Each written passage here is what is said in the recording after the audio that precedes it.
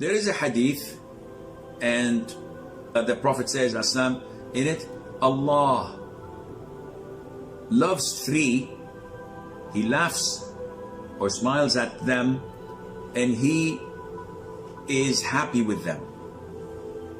One is a fighter.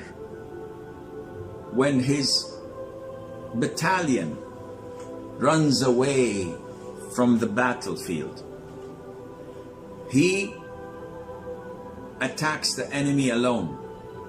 Either he's martyred or Allah grants him victory. Allah Azza wa Jal says to the angels, look to my servant, how he is fighting for my cause. How is he patient and tolerant for my cause? The second category, a man having a beautiful woman in a comfortable bed, wakes up in the middle of the night. Allah says he abandons his desire and remembers me, and if he wishes, he would have continued sleeping.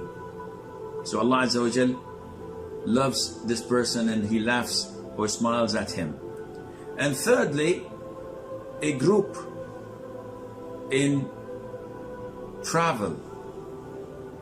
So they ride, and late at night they go to sleep while he stands up in prayer, whether at ease or in hardship.